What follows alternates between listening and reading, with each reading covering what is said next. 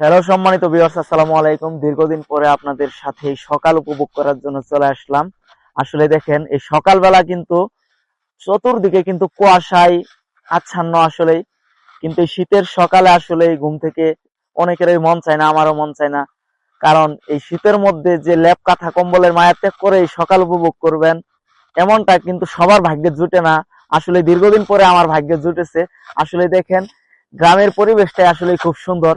কারণ হইতেছে চারদিকে কুয়াশা, মাঝখানে আমি দাঁড়িয়ে আছি।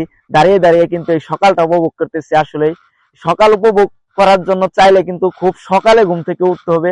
আর যার যার বাড়ির পাশে গিয়ে কিন্তু এই সকাল উপভোগ করতে পারবেন। আসলে সকালবেলা ঘুম থেকে উঠে যদি টিভি রিমোট নিয়ে বসে থাকেন বা মোবাইল নিয়ে গেমে আসক্ত হয়ে থাকেন, তাহলেও কিন্তু এই সকাল উপভোগ করতে পারবেন না। আর সকাল উপভোগ করতে চাইলে কিন্তু কম্বল লেপ কাঁথার মায়া ত্যাগ করে সরাসরি আসতে হবে রুম থেকে বাইরে। এক কথায় রুম থেকে বাইরে আসলেই কিন্তু এই সকালটা উপভোগ করতে পারবেন।